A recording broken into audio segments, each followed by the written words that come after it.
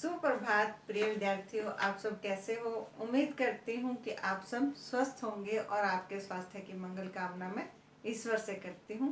प्यारे बच्चों, आज हम इस कक्षा में हिंदी की पाठ्य पुस्तक वसंत भाग 3 के पाठ 3 बस की यात्रा को करेंगे। बस की यात्रा के लेखक हैं हरिशंकर परसाई जी, जो इनकी अपने ही एक संस्मरण के रूप में बस की यात्रा इन्होंने लिखी। देखते हैं कि ये बस की यात्रा इनकी एक व्यंग्य के रूप में लिखी गई। व्यंग्य का अर्थ है हंसी मजाक से कोई बात कहना। तो इन्होंने बस की यात्रा के रूप में अपना ये संस्मरण लिखा है। आइए हम इसका अध्ययन करते हैं और समझते हैं कि ये क्या कहना चाहते थे उस बस की यात्रा के बारे में। हम 5 मित्रों ने तय किया कि शाम 4 बजे की बस से चले। पन्ना से इसी कंपनी की बस सतना के लिए घंटे भर बाद मिलती है, जो जबलपुर की ट्रेन मिला देती है कि वो अपने 5 मित्रों के साथ शाम को 4 बजे बस से चले। पन्ना से कंपनी की बसें चलती हैं जो घंटे घंटे बाद भी मिलती हैं। ये बसें जबलपुर की ट्रेन से मिला देती हैं। सुबह घर पहुंच जाएंगे। हम में से 2 को सुबह काम पर हाजिर होना था, हाजिर अर्थात उपस्थित होना था, इसीलिए वापसी का यही रास्ता अपनाना जरूरी था, आवश्यक था। लोगों ने सलाह दी, लोगों ने राय दी कि समझदार आदमी इस शाम वाली बस से सफ़र नहीं करते। क्या रास्ते में डाकू मिलते हैं? नहीं, बस डाकिन है। जो बस है वो डाका डालने वाली है। बस को देखा तो श्रद्धा उमड़ पड़ी। जब उन्होंने बस को देखा, बस इस हालत में थी कि उनके मन में उसके प्रति आदर सम्मान की भावना उमड़ पड़ी। खूब वयोवृद्ध थी वो बस, खूब मीन्स बहुत अधिक बूढ़ी थी। सदियों के अनुभव के निशान लिए हुए थी, मानो सैकड़ों सालों पहले के वो तजुर्बे के निशान लिए हुए थी। लोग इसलिए इससे सफ़र नहीं करना चाहते कि वृद्धावस्था में इसे कष्ट होगा। लोग इस बस में इसलिए सफ़र नहीं करते थे कि जो ये वृद्धावस्था वाली बस है, बुढ़ापे में जो ये बस है, इसे कष्ट अर्थात दुख होगा। यह बस पूजा के योग्य थी। यह तो केवल पूजा करने योग्य ही थी। उस पर सवार कैसे हुआ जा सकता है, तो हम उस पर कैसे सवार हों। बस कंपनी के एक हिस्सेदार भी उस बस में जा रहे थे। जो बस थी वो किसी कंपनी की, प्राइवेट कंपनी की थी, और उसमें उस कंपनी का एक हिस्सेदार था जो उस बस में जा रहा था। हमने उससे पूछा, यह बस चलती भी है?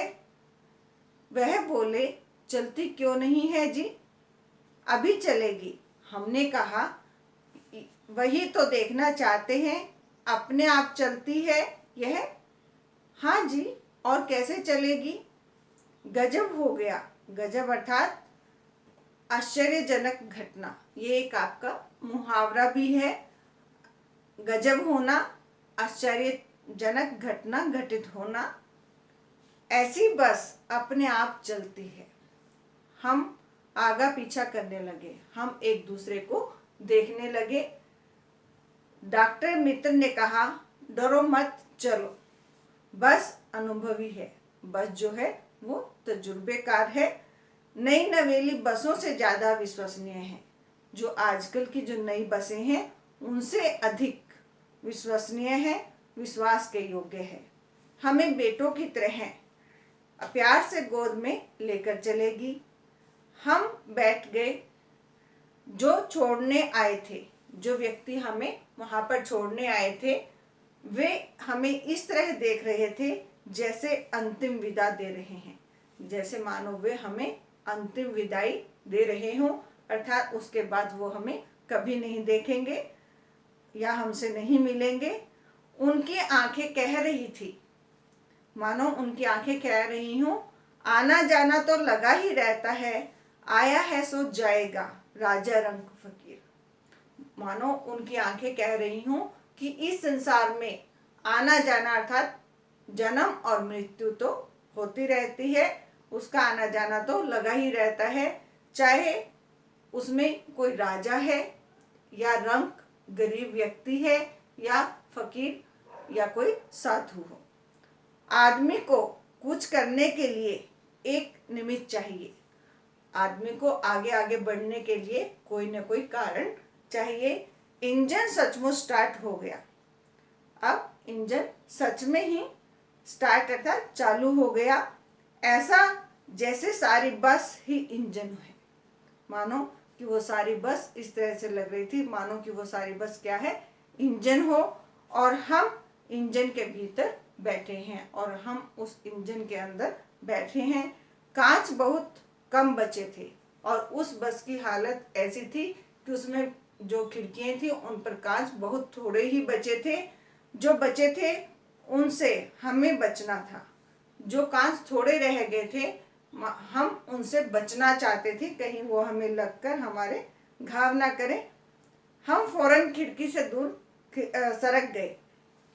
हम तुरंत खिड़की से दूर खिसक गए।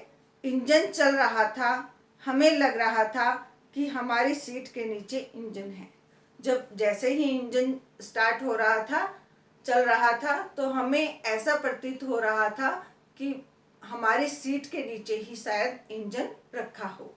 बस सचमुच चल पड़ी और हमें लगा कि गांधी जी के असहयोग और सविनय अवज्ञा आंदोलन के वक्त अवश्य जवान रही होगी। हमें बस सचमुच क्या हुई, चल पड़ी और हमें ऐसा प्रतीत हो रहा था, ऐसा लग रहा था कि मानो यह बस उस समय में जवान होगी जब गांधी जी ने असहयोग आंदोलन और सविनय अवज्ञा आंदोलन शुरू किया था। उसे ट्रेनिंग मिल चुकी थी, उसे प्रशिक्षण मिल चुका था। हर हिस्सा दूसरे से असहयोग कर रहा था। बस का प्रत्येक भाग एक दूसरे से असहयोग कर रहा था। असहयोग का अर्थ है जो सहयोग न करे, एक दूसरे का साथ न दे। पूरी बस सविनय अवज्ञा आंदोलन के दौर से गुजर रही थी। पूरी की पूरी बस इस हाल में थी मानो वो सविनय अवज्ञा आंदोलन के दौर से समय से गुजर रही हो। सीट का बॉडी से असहयोग चल रहा था। सीट का जो ढांचा था, शरीर था, वो भी क्या हो रहा था, असहयोग कर रहा था, मानो कि उसका भी उसके साथ कोई सहयोग न हो। कभी लगता सीट बॉडी को छोड़कर आगे निकल गई है, कभी लगता कि सीट को छोड़कर बॉडी आगे भागी जा रही है।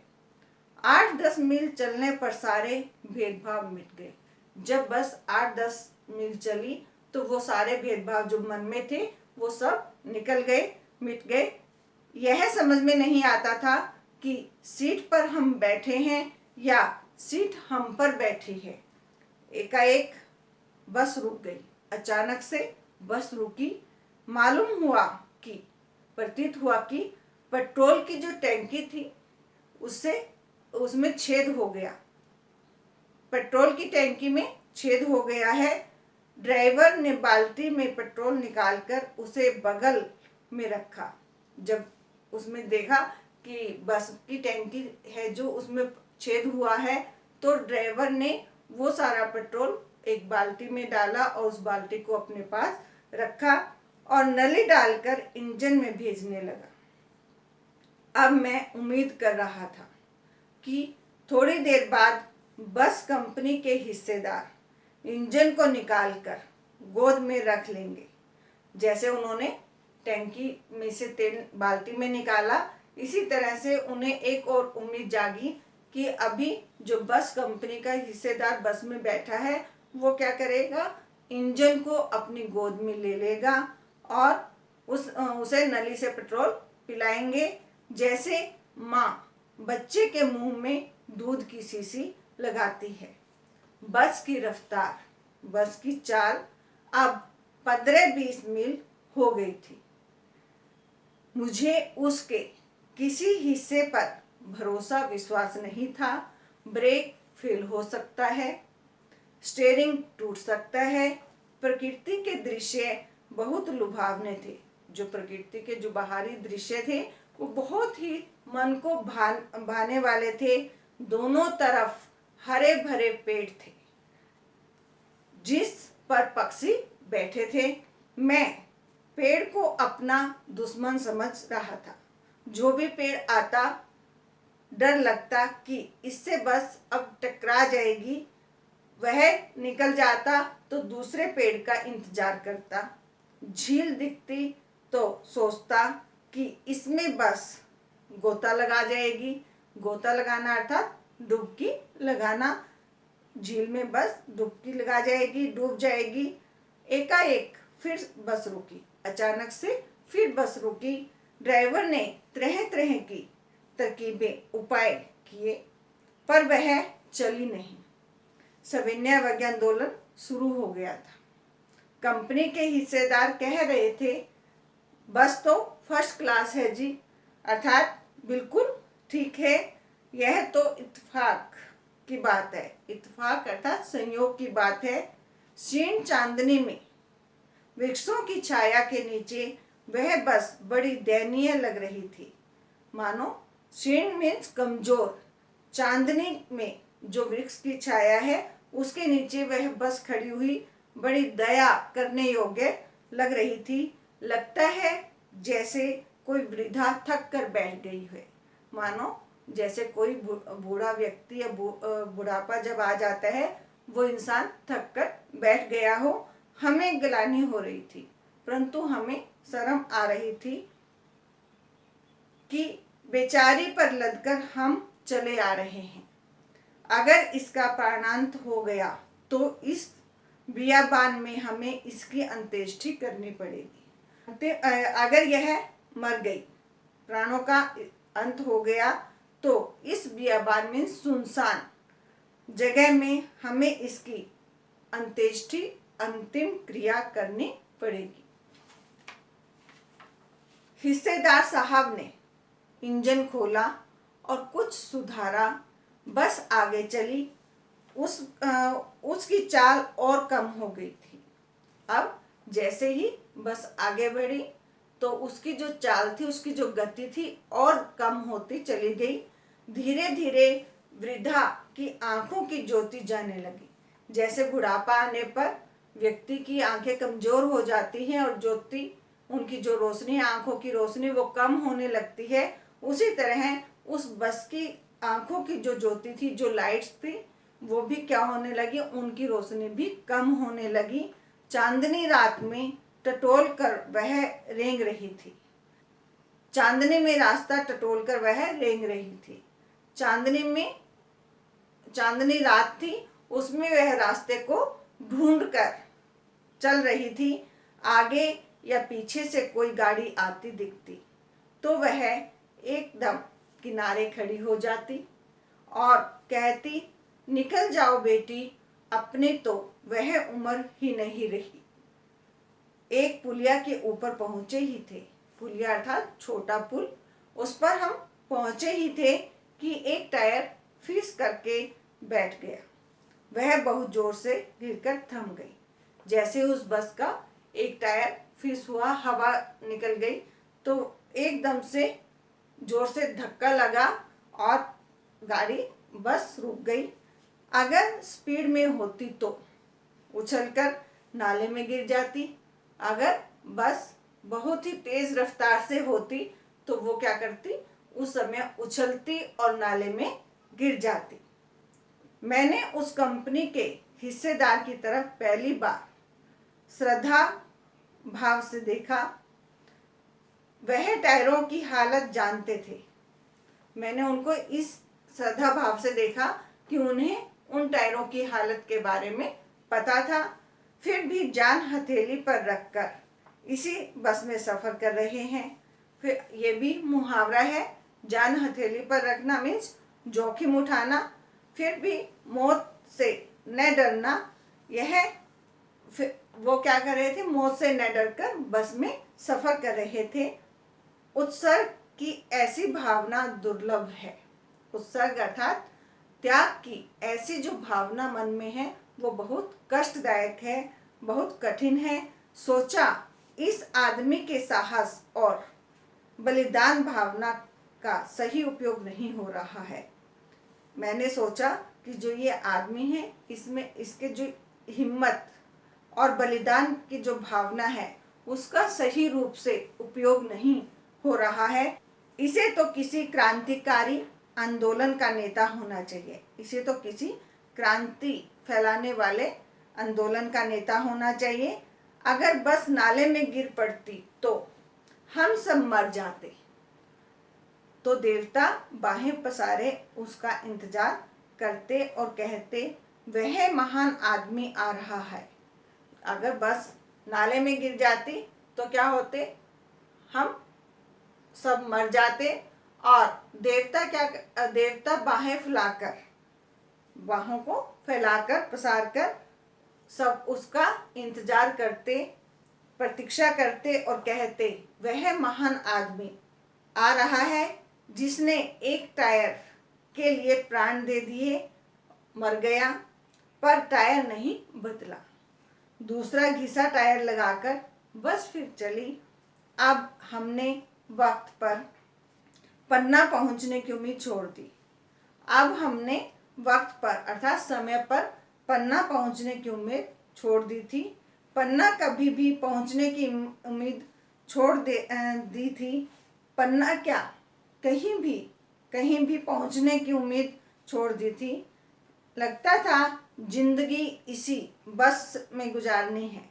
हमें अब ऐसा लगने लगा था कि मानो हमारी जो जिंदगी है आगे की, हमें इसी बस में गुजारनी है और इससे सीधे उस लोक को प्रायण कर जाना है। अर्थात हमें इसके बाद, जब तक हमारी जिंदगी इस बस में गुजरेगी, उसके बाद हमें ऐसा लगता था मानो हम दूसरे लोक में अर्थात मृत्यु को प्राप्त होकर यहाँ से प्रस्थान कर जाएंगे। इस पृथ्वी पर उसकी कोई मंजिल नहीं है। हमारी बेताबी, हमारी जो बेचैनी थी, जो हमारे अंदर तनाव था, वो अब खत्म हो गया था। हम बड़े इत्मीनान, पूरे विश्वास, निश्चिंत भाव से घर की तरह बैठ गए उस बस में। चिंता जाती रही, हंसी मजाक चालू हो गया। जैसे ही हमारी वो सब चिंता खत्म हो गई, हमने विश्वास करना छोड़ दिया कि हम घर पहुंचेंगे, तो हम अब हंसी मजाक में अपना समय व्यतीत करने लगे। तो ये थी बच्चों बस की यात्रा, लेखक का संस्मरण, लेखक के अपनी बीती हुई जीवन की कहानी, जिसका हमने अध्ययन किया। अब आप भी इसका पुनः अध्ययन करना। हम अगली क्लास में एक नए पाठ के साथ मिलेंगे। धन्यवाद।